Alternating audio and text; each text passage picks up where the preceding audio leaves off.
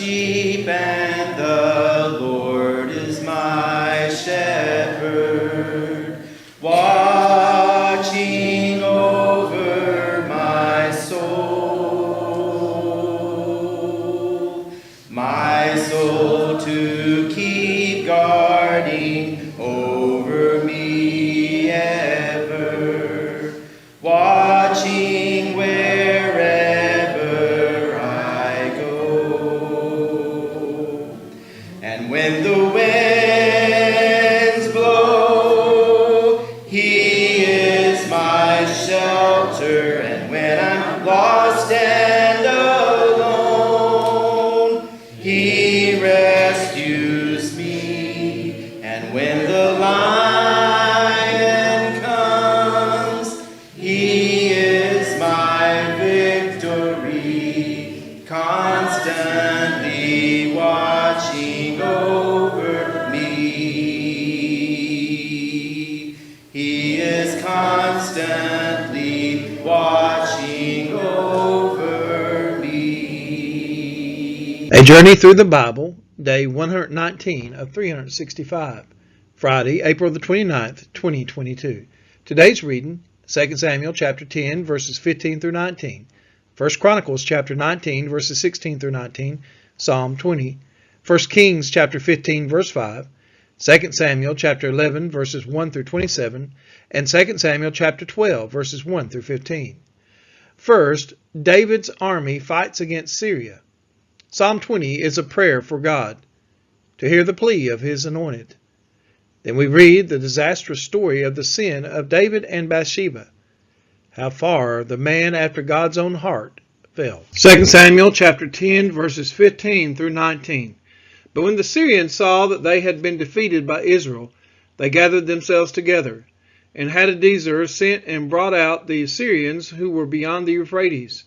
They came to Helam, with Shobach, the commander of the army of Hadadezer, at their head. And when it was told David, he gathered all Israel together and crossed the Jordan and came to Helam. The Syrians arrayed themselves against David and fought with him. And the Syrians fled before Israel. David killed of the Syrians the men of 700 chariots and 40,000 horsemen, and wounded Shobach, the commander of their army, so that he died there. When all the kings who were servants of Hadadezer saw that they had been defeated by Israel, they made peace with Israel, and became subject to them.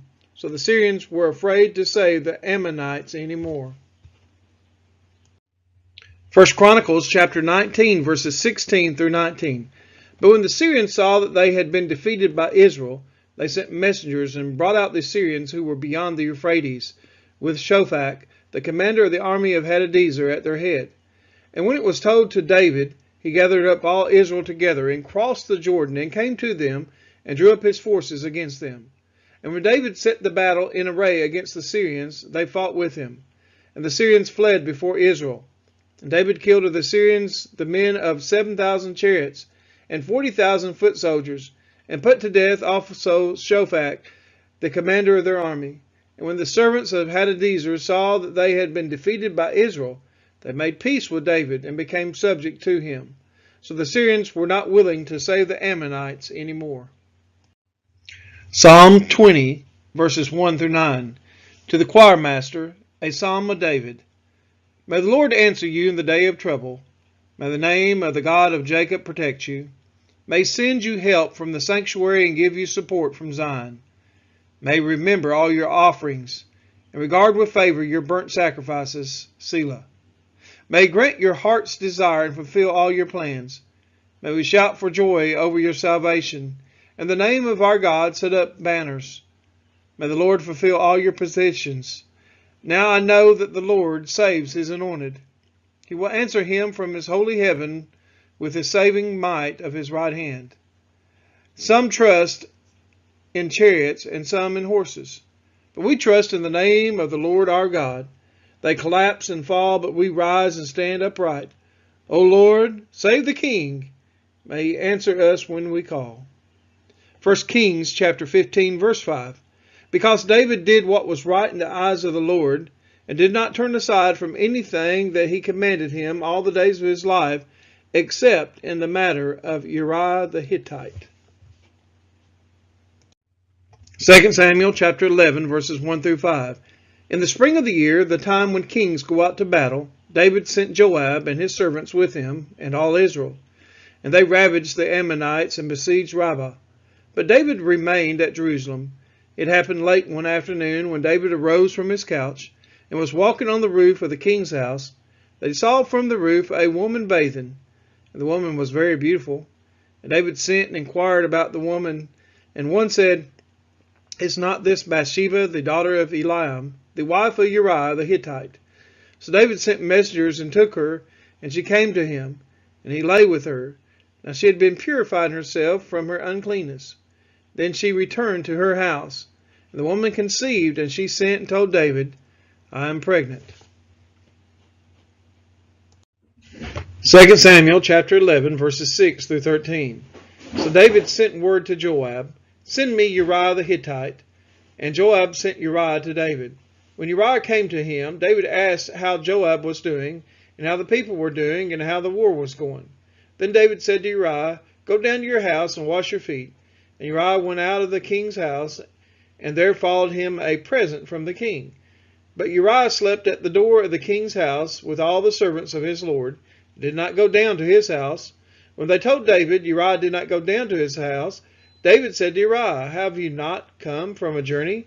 Why did you not go down to your house?" Uriah said to David, "The ark and Israel and Judah dwell in Booth, and my lord Joab and the servants of my lord are camping in the open field. Shall I then go to my house to eat and to drink and to lie with my wife? As you live and as your soul lives, I will not do this thing." Then David said to Uriah, "Remain here today also, and tomorrow I will send you back." So Uriah remained in Jerusalem that day and the next. And David invited him, and he ate in his presence and drank, so that he made him drunk. In the evening he went out to lie on his couch with the servants of his lord, but he did not go down to his house. 2 Samuel chapter 11, verses 14 through 21. In the morning David wrote a letter to Joab and sent it by the hand of Uriah. In the letter he wrote, "Set Uriah in the forefront of the hardest fighting, and then draw back from him, that he may be struck down and die." And as Joab was besieging the city, he assigned Uriah to the place where he knew there were valiant men. And the men of the city came out and fought with Joab. And some of the servants of David among the people fell. Uriah the Hittite also died. Then Joab sent and told David all the news about the fighting, and he instructed the messenger, "When you have finished telling all the news about the fighting to the king, then if the king's anger rises, and if he says to you, 'Why did you go so near to the city to fight? Did you not know that they would shoot from the wall? Who killed Abimelech, the son of Jerubbesheth? Did not a woman cast an upper millstone on him from the wall, so that he died at Thebez? Why did you go so near the wall? Then you shall say, Your servant Uriah the Hittite is dead also." 2 Samuel chapter 11, verses 22 through 27. So the messenger went and came and told David all that Joab had sent him to tell. The messenger said to David, "The men gained an advantage over us and came out against us in the field, but we drove them back to the entrance of the gate. Then the archers shot at your servants from the wall. Some of the king's servants are dead, and your servant Uriah the Hittite is dead also."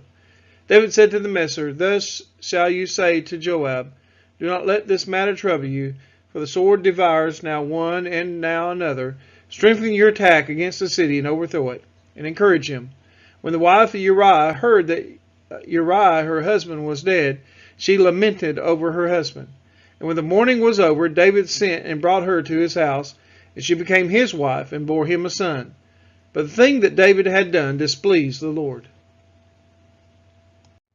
2 Samuel chapter 12, verses 1 through 6.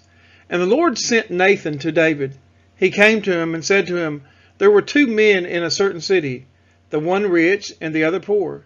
The rich man had very many flocks and herds, but the poor man had nothing but one little ewe lamb, which he had bought. And he brought it up, and it grew up with him and with his children. It used to eat of his morsel and drink from his cup and lie in his arms. And it was like a daughter to him. Now there came a traveler to the rich man, and he was unwilling to take one of his own flock or herd to prepare for the guest who had come to him. But he took the poor man's lamb and prepared it for the man who had come to him. Then David's anger was greatly kindled against the man. And he said to Nathan, As the Lord lives, the man who has done this deserves to die. And he shall restore the lamb fourfold because he did this thing, because he had no pity. 2 Samuel chapter 12, verses 7 through 15. Nathan said to David, You are the man. Thus says the Lord, the God of Israel, I anointed you king over Israel, and I delivered you out of the hand of Saul. And I gave your master's house and your master's wives into your arms, and gave you the house of Israel and of Judah. And if this were too little, I would add to you as much more. Why have you despised the word of the Lord, to do what is evil in his sight? You have struck down Uriah the Hittite with a sword, and have taken his wife to be your wife, and have killed him with the sword of the Ammonites.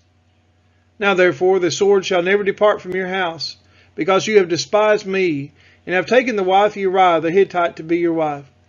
Thus says the Lord, Behold, I will raise up evil against you out of your own house. I will take your wives before your eyes, and give them to your neighbor. He shall lie with your wives in the sight of this sun. For you did it secretly, but I will do this thing before all Israel and before the sun.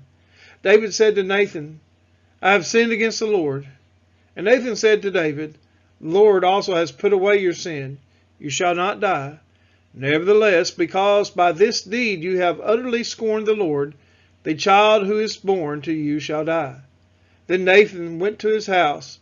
The Lord afflicted the child that Uriah's wife bore to David, and he became sick. We are his children, and he is our Father, watching over our soul. Great is his love for his sons and his daughters.